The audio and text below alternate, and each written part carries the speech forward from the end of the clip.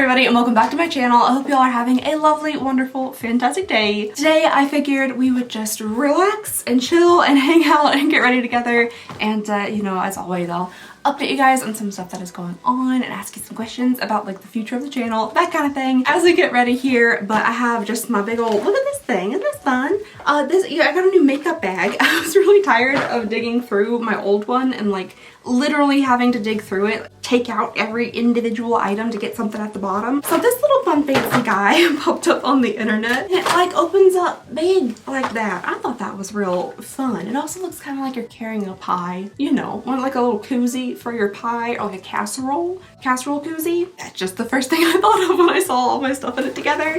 So yeah, we're gonna go ahead and start getting ready here. My nose is red and swelling.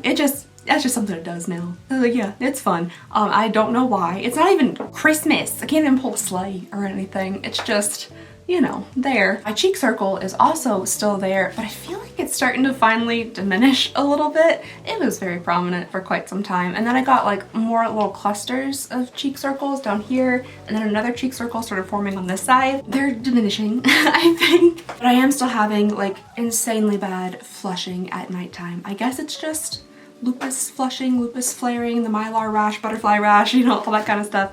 I guess that's what's happening. It's frustrating because it is actually kind of painful and a little bit annoying. Sometimes it feels like there's a tiny jackhammer in my cheek, just like I don't love that. And the amount of heat that will emanate from my cheeks is insane. I'll show you guys a clip. I took a video of myself. It's probably inverted. I wonder if I could. Anywho, the numbers probably look funky on the actual little reader, but like I was doing a video of like an infrared temperature thing. I tested my forehead. I always run like 97.9, never 98.6. So I tested my forehead. It was regular temperature, and then I started going like across my cheek, and it was like, okay, you're normal. And then I was like, okay, a little bit extra warm, and then it was like too hot, and then over here was like too hot. I think my cheek ended up being like 101.6 when my forehead was 97.9. So the heat is just really intense, and that's not been fun. I'm just mixing together random stuff. I have been for like the past little while wanting a more just very like light foundation look. However, ever since I started getting these circles on my face, my foundation just doesn't stick to them. And as soon as I start getting a little toasty in the cheeks, it like melts away the foundation, and you can just, so I have been mixing together this Charlotte Tilbury foundation here, Charlotte's Beautiful Skin Foundation, with this e.l.f. concealer, because this isn't like full coverage enough. But then also to like make it not too full coverage, I'm putting in some of this Auric Glow Lust. Charlotte Tilbury foundation, I got 3 of them in a, you know how I get like 3 icon boxes? I got 3 of them, I guess, in icon boxes, perhaps years ago at this point. I don't really know. I know I had them at the old house, so they're going strong. I've been using those foundations for forever. Does it match my skin tone fully? You know, no. But yeah, it's fine, because I typically don't really show any more of my skin than like from like here down. The wrists are uncovered right now just because I don't want to be dragging my like white sweater all through my makeup and stuff. Alright, so I guess I'll just go ahead and start off with why I was missing for a couple days again. I'm so sorry I keep disappearing on you guys. That is not my intention at all. My actual intention was for the last time I kind of disappeared, was to like come back and just really just start hitting it hard with videos and get through all these advent calendars before the end of March. I don't think that might happen though, because it is currently like March, what is it? Something scary. Yeah, 27th. That's, yeah. So I don't think that's gonna be a possibility. But this time, the reason that I disappeared wasn't really health related. I still haven't been honestly doing great. I think I might be feeling a little bit better though. I feel like my energy is up a tiny bit, a little bit less pain and stuff, but still not doing like 100%. Wren was getting his cataract surgery. So this is, you know, Tater's back here. Wren is currently at the store with my husband because we are keeping these two separated while Wren's recovering. So if you guys have seen Wren throughout my videos and stuff, you know, like him getting his treats and things, you can tell that his eyes were like super foggy blue. Like they were very full of cataracts. Cataracts was all up in there. That's not what the vet originally had told us though.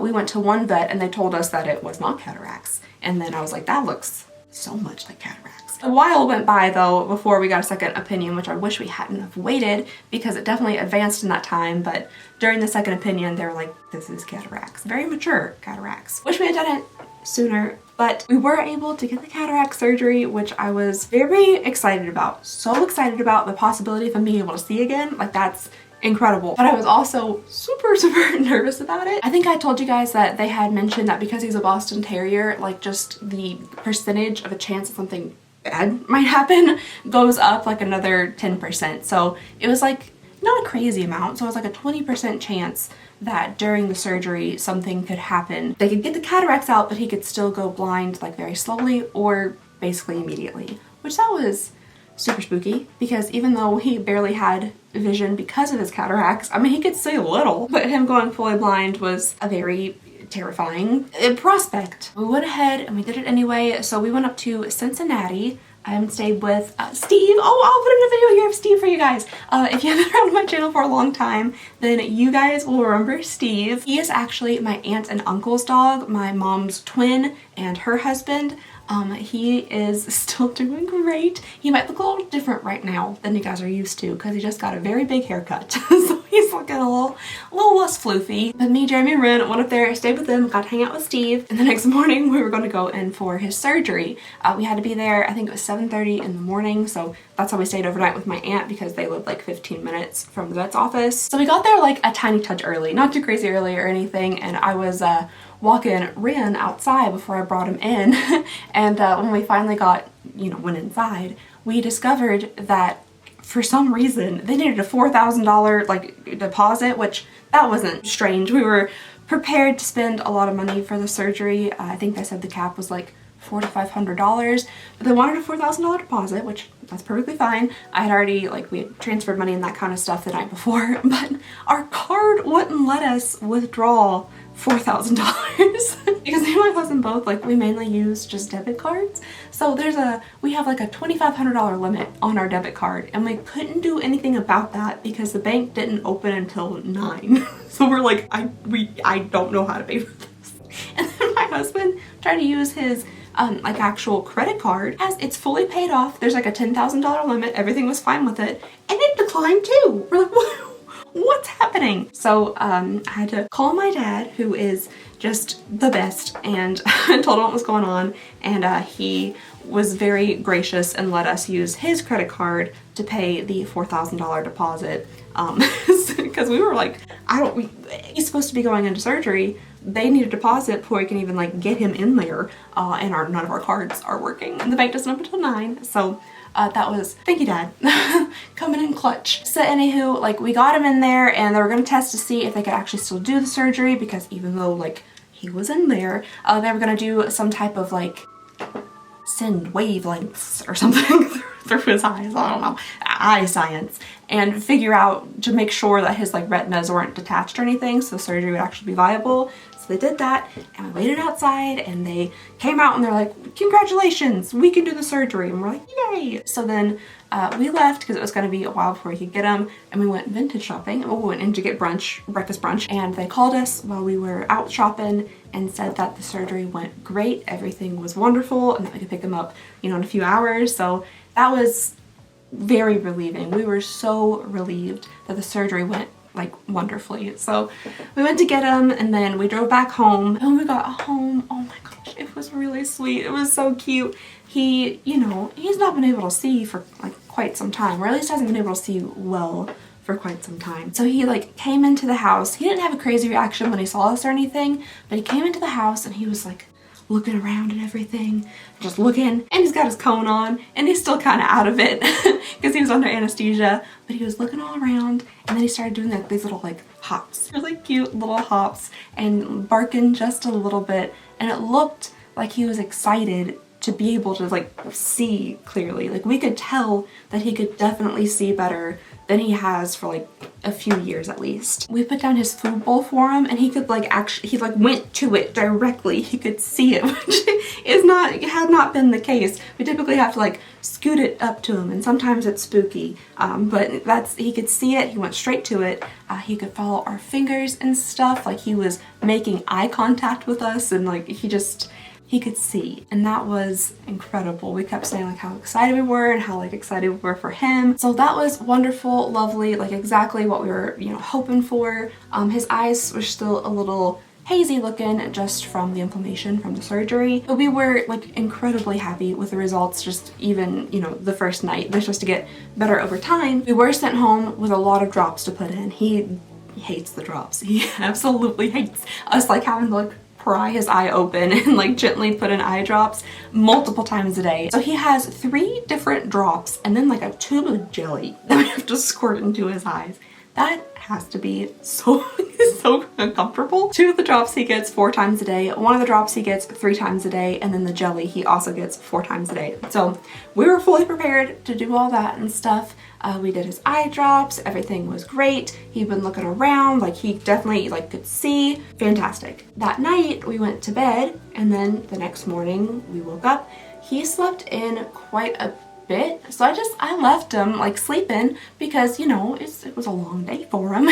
He had a big car ride and surgery and anesthesia, so I was like, okay, he's sleepy. So I left him upstairs in the bedroom. I went downstairs and just started, you know, working on stuff. Then my mom called to see how Wren was doing, and you know, we're just talking for a while, and then I heard like a little something upstairs, so I wanted to go up and check on Wren's. And when I went upstairs to check on him and like walked in the bedroom door, he was just kind of standing in the middle of the bed, like just kind of quickly looking around. And I said, Wren, and he like slung his head around and he didn't see me. So I just kept saying like, Wren, Wren, and he could not find me.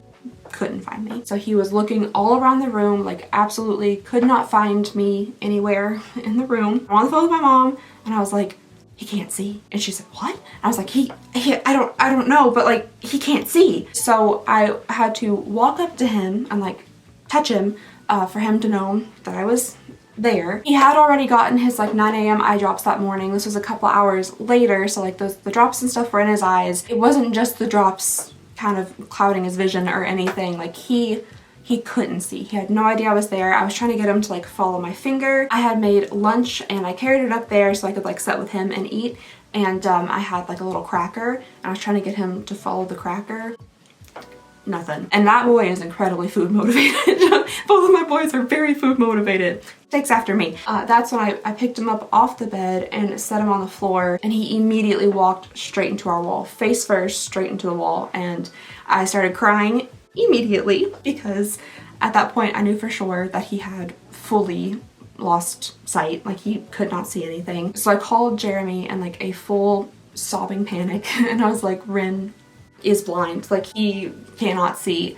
And he was like, what are you talking about? And I said, I told him exactly what I just told you guys. He couldn't see when I came into the room. He's running into the walls. Like he cannot physically see anything. I carried him downstairs and Jeremy was like, okay, I'm gonna call the vet place. And I said, okay, just give me 1 second, because I still thought like maybe I was wrong and maybe he could actually see and he was just sleepy, and I was just hoping, you know, that like he wasn't blind. So I let him go outside. I opened up the door so he could go outside, and he was like trying to step over the threshold, but he didn't know how far up he was because he couldn't see anything. So he was like scared to step off the little threshold onto our deck. And then when he went outside onto the deck, I was like, well, maybe it's brighter out here. Maybe he'll be able to see his surroundings with more light. He started kind of like walking into the furniture. The only way he could tell where he was going is if he would like brushed up against something. So at that point I was like, I'm not making this up. This is an emergency. So I called Vet Cincinnati and I told them what was going on, and they told me to take pictures of his eyes and send those in. Did that. I told them everything that was going on in the email, and then I waited for a call. In that time I did take Wren outside to go potty, and he got like, well, one, he like ran into the fence. And then he got like stuck like in the corner of the fence, and he couldn't figure out how to continue going because there was obstacles in the way and he couldn't like back up and turn around. While we were out there and I was trying to navigate him away from, you know, running into things, they called me back and they said that we need to either take him to our local vet or to MedVet Lexington, which is like a 40-minute trip. So I grabbed him up as fast as I could because it needed to be like immediate. So I grabbed him up and I ran to the house and then like up the stairs. By that time I was gasping for air because I'm very out of shape, and Wren is like 27 pounds, 25 pounds. He's lost a little weight. I called our local vet, and I feel kind of bad for the lady that answered the phone. I wasn't trying to be rude. I was just panicked. She answered the phone and I said, "Sorry, I've been running. Do you guys have any appointments available today?" And she said, "No, we're all booked up today." And I said, "Okay, thank you." And then hung up immediately and called MedVet Lexington, said that we could bring him in, and they asked how fast we could get there. And I said we will get there as fast as humanly possible. And at this point they really hadn't said like what they thought was going on, and the only thing I knew about like anything after the surgery, they were like, make sure you keep an eye out for if his vision changes, because he could go blind. And I'm like, that's what is happening. Like his retina is detached, he is blind.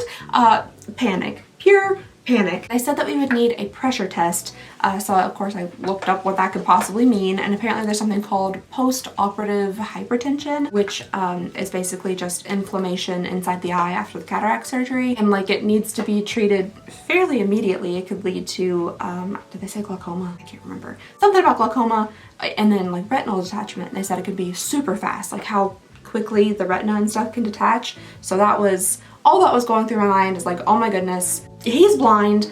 We probably waited too long. Like I should have woken him up, or like all this kind of stuff. But we got up there and they took him back. They were very, very kind there. And they did the little pressure test, and it came back that one of his eyes was 20 something, probably pounds per eyeball. I don't know.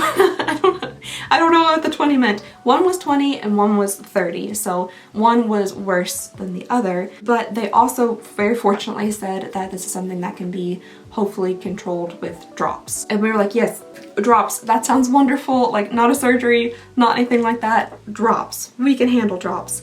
So they gave us those. Those are refrigerated drops, and we have to do those every 12 hours. So that's another drop on top of his other ones that we're already doing. It's a lot of it's a lot of eye stuff like every day, but it's worth it. I don't care. I'd do it 1,000 times over. So when one day it rolled around, Wren and Jeremy went up to Cincinnati to get him rechecked. Unfortunately, by that time, it seemed like his eyes were getting a little bit better and he could like kind of follow our finger and stuff. He went for his appointment and they checked his eyes and his pressures are going down. So now it's like 9 and 10 in the eyes instead of 20 and 30. I will say yesterday morning, a little bit nervous about how much he could see. So hopefully everything's still okay. We have another appointment on the 2nd of April. So that'll be his next follow-up appointment. Hopefully everything is looking good and we'll start to see like the haziness clear up some and his eyes start just working better and him be able to see more. He'll definitely still have to be in his little collar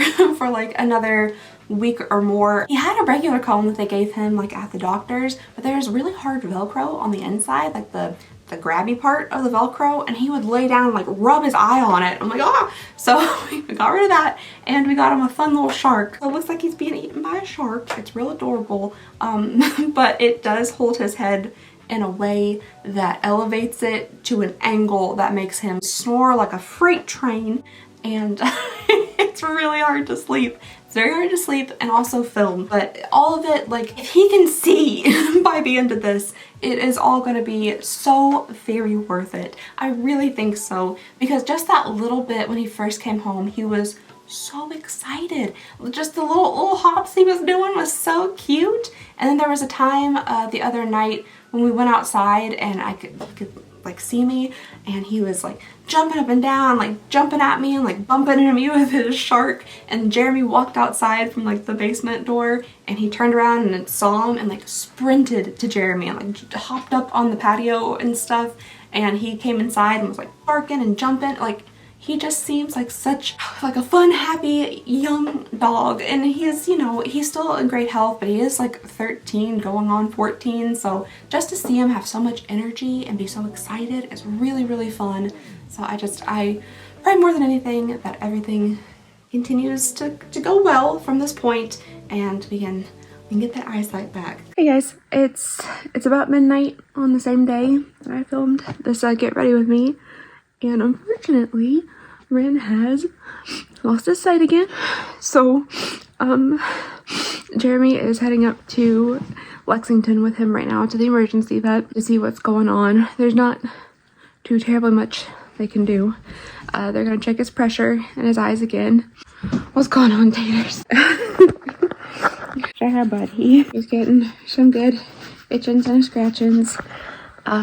So we're gonna wait and see what they say. If there is something like that needs to be taken care of immediately, I don't know if that's something yet that like we could go to Cincinnati tonight and they could do there, because they have like the optometry department at Cincinnati MedVet.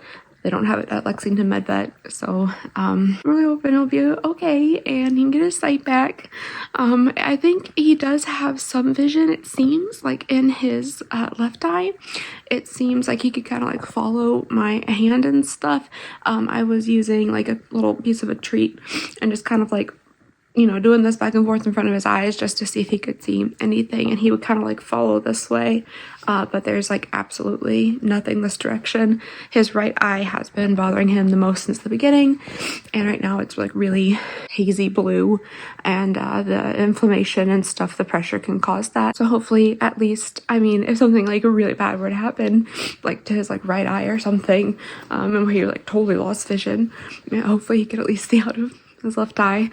But hopefully I'll be able to take care of it. He's just like running into walls and stuff again, and he just can't see. So that's the update for right now. Hopefully maybe I'll be able to make another update in a little bit with some good news. I want to be able to see so bad. So update, Jeremy just called. They are on their way back right now. They did a pressure test in Wren's eye and a dye test, and the eye that we were concerned about, the one that was all cloudy and like he couldn't, you know, follow, the pressure in that eye was 75, which is incredibly high. From what I've seen, the pressure is supposed to be from like 10 to 20 something, so 75 is dangerous. It's an emergency. It's incredibly high. They don't have like any type of surgery department or anything, so what we can do right now is just up his drops. He has drops that are supposed to reduce the pressure, and so we're gonna give him more drops, and hopefully that will reduce the pressure and the inflammation, and hopefully he can keep his eyesight. He has, I guess, glaucoma. It doesn't appear that glaucoma can be like reversed fully. Hopefully we can reduce it enough, and then there are some other, you know, options where we can continue to give him eye drops. There's some laser options, and some other surgery options, that kind of thing. I feel so bad. I was just really hoping for like a, you know, a smooth recovery, and he would have his vision and be all playful and that kind of stuff like right after the surgery. That's unfortunately not where we are right now, but fingers crossed.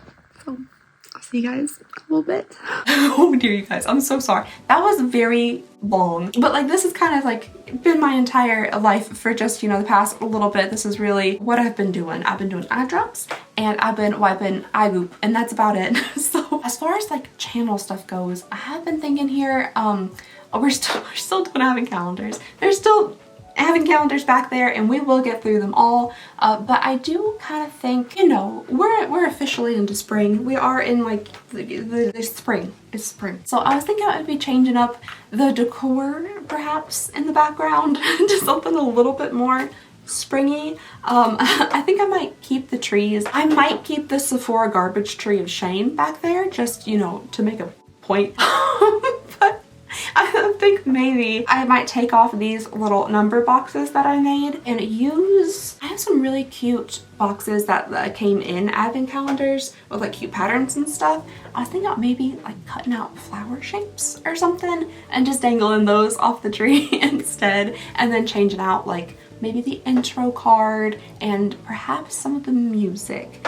Let me know what you guys think about that, like just transitioning advent calendar season into springtime a little bit so it doesn't feel so entirely incredibly misplaced. I mean, it's not gonna help much, but we can try. Another little channel thing that I've been thinking about. I want to be able to I was probably gonna tell you how well this will go. I would love to be able to do a real legitimate like posting schedule for you guys. That's never been done before on my channel. We're on video like, I don't know, 909 maybe, 910. I've never had an actual posting schedule. Thank you guys for being here. You know, thank you so much.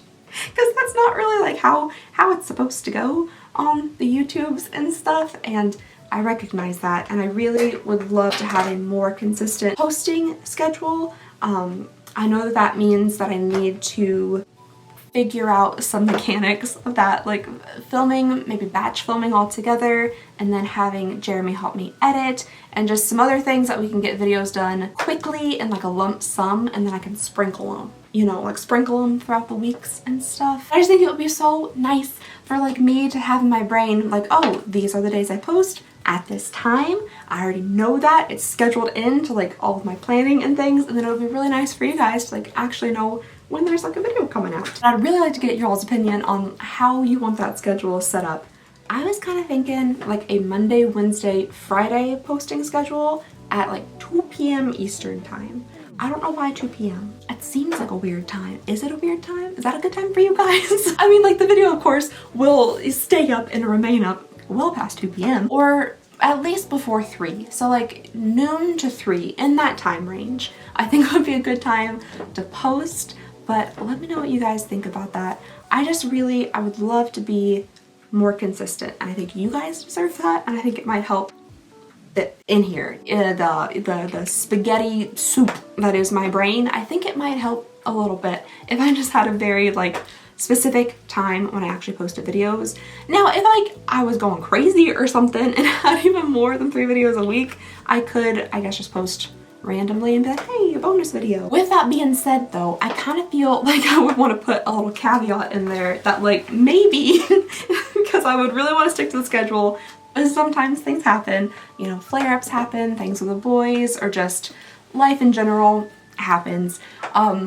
Maybe those videos wouldn't all be like unboxings or makeup related beauty things. They might be shorter little videos, or like maybe single subscription unboxings, home decor, shopping, thrifting, DIY. There's something different if I didn't have time to do like a full-on set down kind of edited video. I feel like if I could do either like a couple videos a month like that, maybe even 1 video a week like that, that might help with the load of just filming and everything. But I don't know, because I do want to transition my channel into more things that I'm really interested in, and figure out ways to make that make sense here on the channel as well. So if we could do like 2 videos a week, subscription unboxings, advent calendars, you know, whatever we have, and then 1 video a week of like something else, just a little something else. I don't know, that could be kind of good. That could be fun. And maybe we could even like schedule like what day that kind of different video would be on, so you guys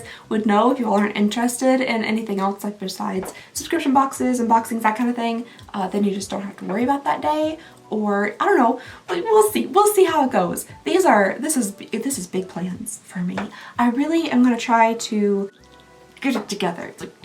Get it together so I can devote like time to you guys and the channel, but also like the store and stuff, and not be crazy stressed. I'm gonna do my best. I'm gonna really try. That's my goal for this year, is to just balance everything better and calm down a little. Which, if any of you guys out there, I know there are a bunch of you like from the comments and stuff that say you also have like chronic illnesses or other things that kind of, you know, it makes it a little bit more difficult to get through your day.